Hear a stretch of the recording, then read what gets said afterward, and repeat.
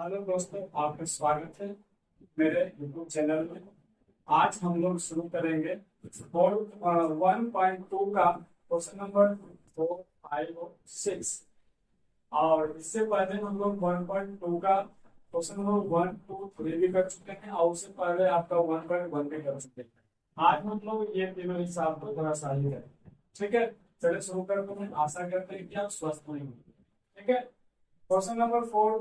सबसे पहले मेरा क्या एक रहता है, हम लोग देखेंगे कि इस क्वेश्चन ये ना क्वेश्चन का क्या नाम है, क्योंकि अगर हम क्वेश्चन को समझ जाते हैं तो 50% क्वेश्चन ऐसे ही बन जाता है। ठीक है, चलिए हम बात करते हैं। इसमें लिखा हुआ है कि आपका ना 306 और 657, 306 और 657 का जो एचसीएफ है ना वो 9 दिया हुआ है। मतलब आपका जो पूर्व संख्या है, एक का नाम 306 है और दूसरा का नाम आपका 657 है। ये दोनों का ना एचसीएफ दे दिया, ये दोनों का एचसीएफ दिया हुआ है। एचसीएफ दिया हुआ है 9। ठीक है, क्वेश्चन समझने का सिलसिला चल रहा है। ठीक है, तो एचसीएफ 9 दिया हुआ है और आपसे कह रहे हैं सेम संख्या। देखिए यहाँ पे जो आपका ब्रैकेट में जो लिखा हुआ है 306 657, यहाँ पे सेम लिखा, संख्या सेम लेकिन संख्या अलग अलग। 306 और 657 का इस बार आपसे क्या पूछ रहा है, एलसीएम क्या है। ये तो एलसीएम दिया हुआ नहीं। ठीक है, तो मतलब कि हम क्या करेंगे इसमें, अगर हम बात करते हैं कि यहाँ पे क्या क्या दिया हुआ है, तो दो को संख्या दिया हुआ है। एक का नाम 306 और दूसरा का नाम 657 है। ओके, और उसमें से एक का एचसीएफ दिया हुआ है, दोनों का एचसीएफ दिया हुआ है 9 और दोनों का एलसीएम ज्ञात करना है। इसके लिए हम लोग क्या करेंगे, क्वेश्चन नंबर 3 नहीं, क्वेश्चन नंबर 2 में एक सूत्र था। शायद आप देखिएगा पीछे, आपको याद होगा। क्वेश्चन नंबर 2 में इसको था कि पहली संख्या को गुणा कीजिए दूसरी संख्या से, पहली संख्या को गुणा कीजिए दूसरी संख्या से, तो वो ना आपका एलसीएम गुणे एचसीएफ के बराबर हो जाए। मतलब दो संख्या को गुणा कीजिए और दोनों संख्या के एलसीएम और एचसीएफ को गुणा कीजिए, दोनों का गुणनफल जो है वो बराबर हो जाता है। ऐसा एक सूत्र होता है।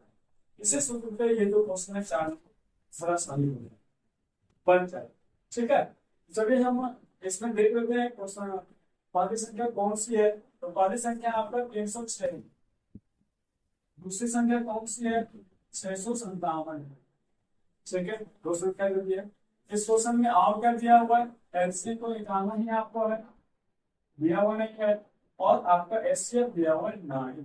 मतलब 4 चीज में ना आपको 3 चीज दे दिया है, एक निकालना है। समझ में आ गया क्वेश्चन में क्या कर रहा था, क्या करना है, समझ में आ गया। चलिए हम लोग एलसीएम निकालने के लिए क्या करेंगे, जो 9 है ना इस 9 को इस तरफ लेंगे। जब इस तरफ लेंगे तो 306 और गुणा 657 बटा 9। 9 बटा में क्यों आया, क्योंकि उसका गुणांक का बराबर के इस तरफ आएगा तो भागा में चल जाएगा, भागा जाएगा बटा। ठीक है, बराबर एलसीएम लिख दो, लिख दे। अच्छा देखो तो क्या ये 9 से कट रहा है, क्योंकि हाँ यहाँ ना इसको जोड़ोगे तो ये भी 9 आ रहा है। हम लोग के विभाज्य का नियम यही करता है, अगर जोड़ने फिर 9 के पहाड़ा में आ जाए तो पूरी संख्या मुश्किल हो जाता है। तीन के विभाज्य के नियम जैसा ये भी है। ठीक है, चलिए काटते में 9 से कट देगा पक्का है, 9 है 27। उसके बाद बच गया 226। बहुत अच्छी बात है कि आपका नीचे कुछ बचा उचा नहीं है। अब सिंपल सा इसको गुणा करोगे आपका एलसीएम आ जाएगा। चलो गुणा कर देते हैं 657 और गुना 24। सबसे अगर 28 के आप हाथ में दो। ठीक है, 5 20 बिंदु 22 हाथ में दो, छोटे 24 24 में 26। बात करते हैं 5 के 15 15 17 हाथ में 1। उसके बाद 14 18 18 1 19 8 3 713 हाथ में 1 9 11 1 12 हाथ में 1 2। आपका जो एलसीएम निकल के आ रहा है 22,338। 22,338 आपका एलसीएम निकल के आ रहा है 22,338। 22,338 बराबर एलसीएम। ये देखने में ऐसा मतलब इस तरह से ठीक नहीं लग रहा ना, इससे एलसीएम को डर जाएंगे और संख्या जो दिया हो उसको डर जाएंगे, देखने में अच्छा लगेगा। इससे हम आपको क्या लिखोगे, 22 से 4 338। डन। ये आपका जो क्वेश्चन है ना बन के खत्म हो गया, कहानी खत्म, हमारा सामने। अगर इस तरह का क्वेश्चन आ जाए तो इसमें ना फोन नंबर आपको बुक में लेके आना होगा, ठीक है। उसने इसमें आपका क्वेश्चन कर दिया हुआ, इसमें से एक दिया हुआ, एलसीएम के डाउट कर दिया। इस तरह के 1000 क्वेश्चन बन सकते हैं।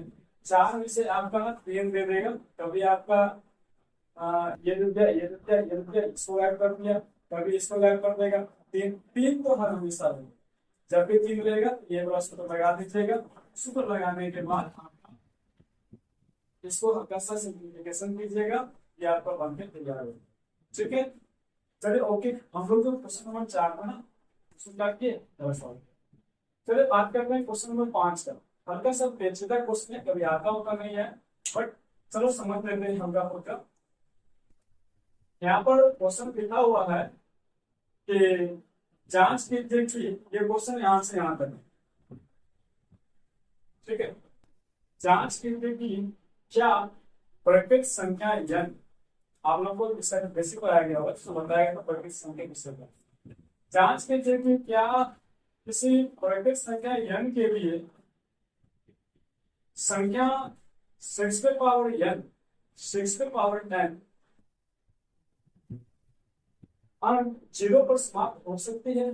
मुझे ये पूछ रहा है ना आपसे, एक संख्या है जो कि 6 पावर n पे, यहाँ पे n पे क्या हो सकता है, यहाँ पे n प्रत्येक संख्या होता है, मतलब n आपका 1 हो सकता है, n आपका 2 हो सकता है, n आपका 3 हो सकता है। यहाँ पे अगर 6 पे पावर 1 का मतलब 6 होता है, 6 पे पावर 2 का मतलब 36 होता है, 6 पे पावर 3 का मतलब 36 को 6 पर गुना कर लो, 216 रहेगा शायद हमारे इसमें।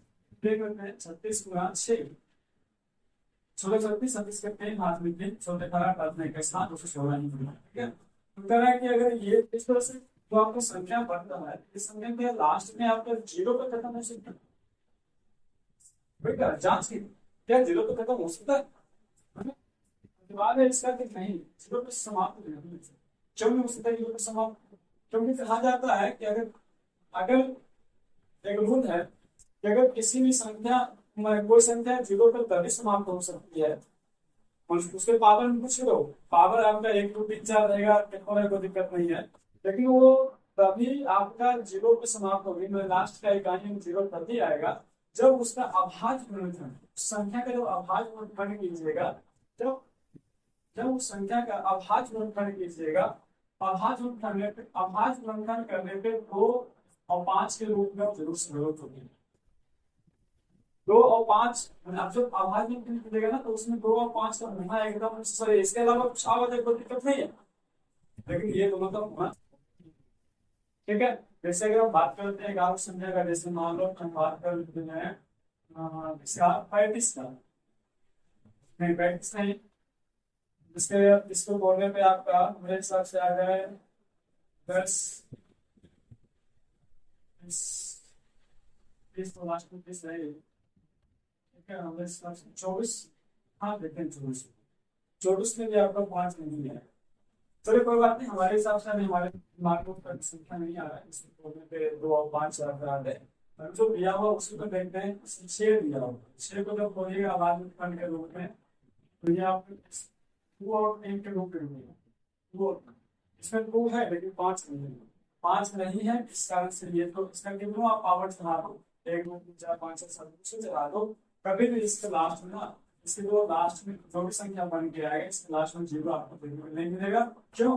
क्योंकि इसका जो अभाज्य गुणनखंड है ना उसमें 5 का दर्शन नहीं दिया, 2 भी देना चाहिए, 5 भी, बाकी कुछ भी आ जाए 5 इसलिए बोल रहे हैं, 5 का होने पे क्या होगा, गुना करोगे इसको तो लास्ट 5 का 10 तो ये आपको 0 पे जाएगा नहीं जाएगा।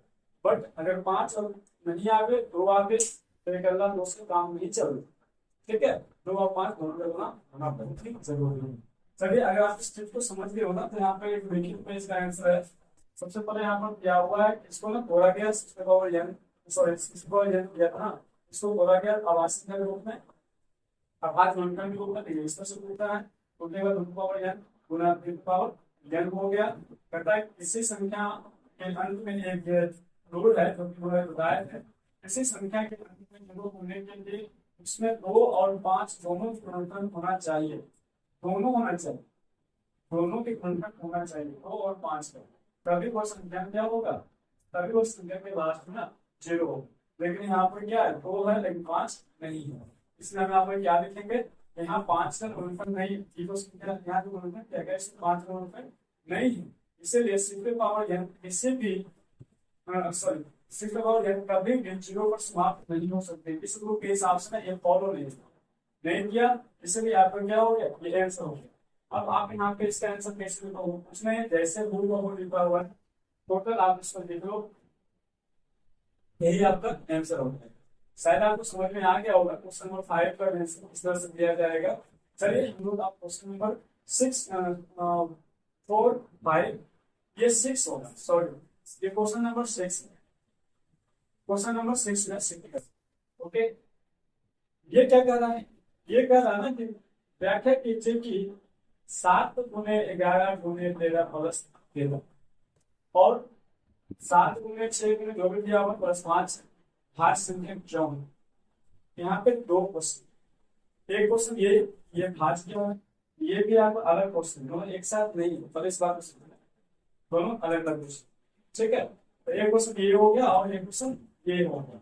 भाज्य संख्या क्यों है इसके बारे में आपको बताना है, भाज्य संख्या तो आपको पता ही होगा, भाज्य संख्या के बारे में क्या कहा जाता है, इस बारे में कहा जाता है ना कि आपका कम से कम गुणनखंड हो 2 से अधिक, एक स्वयं संख्या को होबे करेगा, इसके अलावा और होना चाहिए 2 से अधिक, 2 से कम नहीं चलेगा भाज्य संख्या, 2 से अधिक होना चाहिए भाज्य संख्या। तो ये कह रहा है कि आप जरा इसमें व्याख्या कीजिए कि भाज्य संख्या है तो कैसे हो, ठीक है। तो चलिए इस क्वेश्चन को हल करने के लिए हम क्या करेंगे, इसमें 2 क्वेश्चन है, क्वेश्चन नंबर 1 ये भाज्य संख्या क्यों है, क्वेश्चन नंबर 2 ये भाज्य संख्या क्यों, 6 नंबर में 2 क्वेश्चन दिया हुआ। तो बारी बारी से आप क्वेश्चन को देखिए, क्वेश्चन नंबर 1 6 का 1, ठीक है, 7 गुने 11 गुने 13 प्लस 13। ओके, अब इसमें हम लोग क्या करेंगे ना, यहाँ जरा गौर से देखना, तो ये ना 2 है, एक इधर आपको पता है घर बांटने का काम प्लस और माइनस करता है, ठीक है। तो 2 घर में एक ना कॉमन, उसका नाम है 13, तो 13 को लो कॉमन, अंदर क्या बचा 7 गुने 11, एक लिखना लिखो कोई दिक्कत नहीं है, और प्लस 1 क्यों, क्योंकि आपका 13 बाहर आ गया, ठीक है।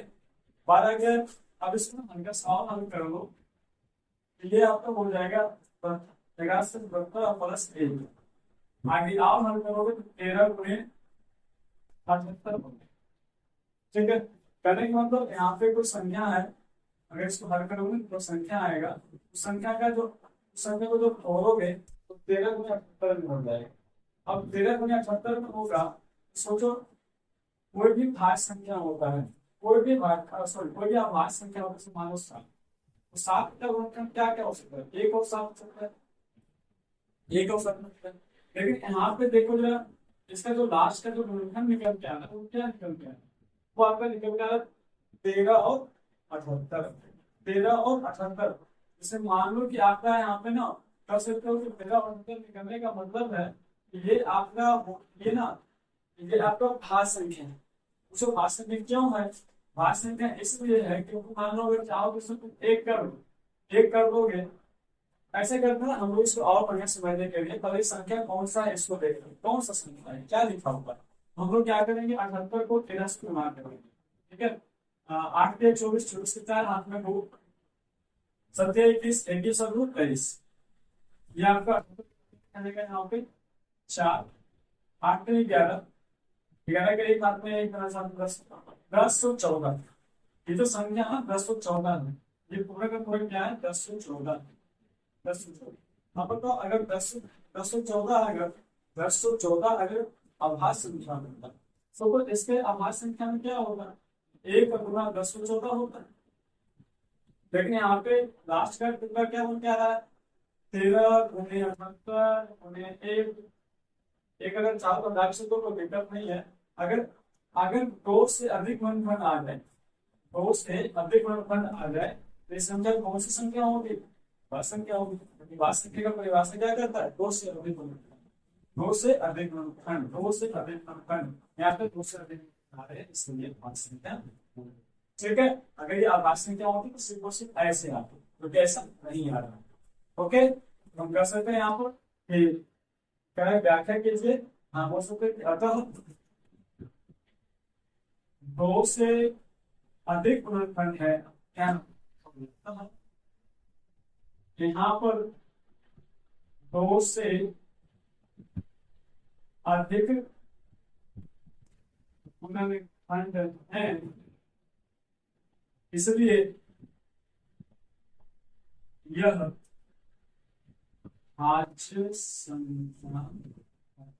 व्याख्या हो गया, व्याख्या कीजिए कि ये संख्या वास्तविक क्यों है, शायद समझ में आ गया होगा। इसमें क्वेश्चन नंबर 1 को हम हल करेंगे, क्वेश्चन नंबर 2 को भी देखेंगे। ठीक है, चलिए क्वेश्चन नंबर 2 की बात करते हैं। क्वेश्चन नंबर 2 में इसका लिखा हुआ है 6 का दूसरा। क्वेश्चन नंबर 2 लिखा हुआ है 7 गुने 6 गुने 5 गुने 4 गुने 3 गुने 2 गुने 1 प्लस। अब यहाँ पर देखो गुना गुना है ना, तो ये सारा एक घर, एक घर दो घर, दो घर में वही बात, कोई ना कोई कॉमन है। हाँ है, कौन कॉमन है, 5। 5 यहाँ पे 5 5 को बाहर निकाल दो। 7 गुने 6 गुने 1 लिखो, जानने को दिक्कत है, लिख दिया ना। एक फिर को दिक्कत नहीं है, प्लस 1 क्यों, क्योंकि 5 बार है। और इस एरिया में गुना कर होगा तो हमारे हिसाब से यहाँ गुना हो जाएगा 6 और 6 जो 24 और 24 सबसे 42, 42 गुना 24। ठीक है, 4 गुना 8, 4 से 16 गुना 4, 4 गुना 8, 8 6 4 10 और 1008। एक बार को गुना करें यहाँ से यहाँ तक तो आपका 1008। ठीक है, हम क्या करेंगे, 5 ब्रैकेट 1008, ये आपका प्लस वन। ठीक है, प्लस वन, फिर इसको जोड़िएगा आप तो 5 जो क्या आपको मिलेगा, 5 गुना 1009, 1009। फिर से वही बात, अगर ये कोई संख्या होता तो इसका 4 गुणनखंड ही होता, लेकिन यहाँ पे अगर 4 गुणनखंड एक में से तो एक में से क्या होगा कि आपका ये शो कर देगा कि 2 से अधिक गुणनखंड। ठीक है, 2 से अधिक गुणनखंड, फिर से लेंगे। ठीक है, यहाँ पर भी अतः यहाँ 2 से अधिक गुणनखंड है, इसीलिए यह भाज्य संख्या। फिजिक्स आप हम लोग का जो क्वेश्चन नंबर आपका 4 5 6 एक्सरसाइज 1.2 का था, सारे क्वेश्चन को हम लोग भरसाई कर दिए, सारे क्वेश्चन को हम लोग बना लिए।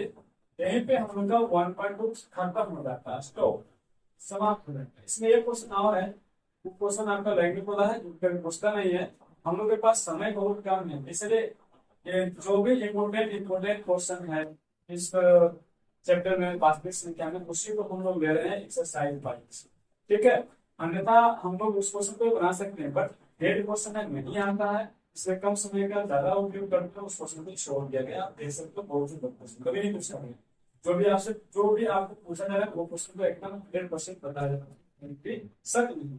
ठीक है, इसी के साथ हम लोग का 1.2 ना आपका खत्म हो गया।